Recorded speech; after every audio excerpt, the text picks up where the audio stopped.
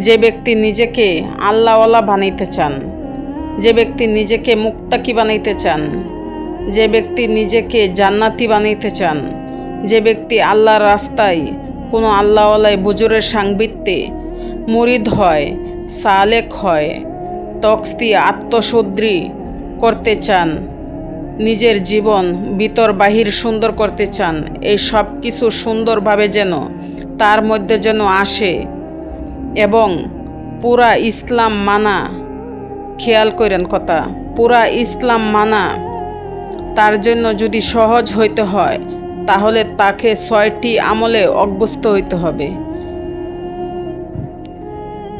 6টি আমলে অভ্যস্ত হইতে হবে। এই 6টি আমলে যদি কোনো ব্যক্তি অভ্যস্ত হয় তাহলে আল্লাহ তাআলা পুরা ইসলাম মানার যোগ্যতা, শক্তি, হিলমত, তৌফিক আল্লাহ দান করবেন।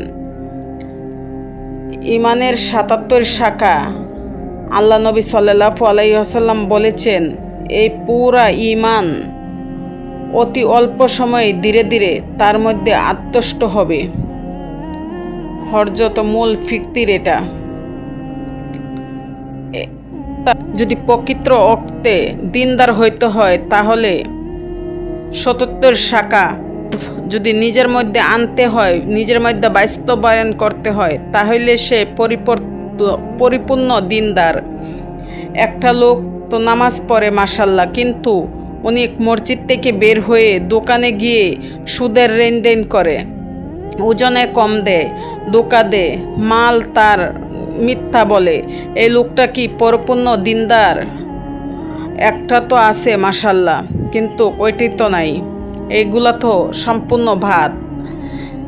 একজন নারী নামাজ তো পড়ে কিন্তু পর্দা তো করে না। একজন পুরুষ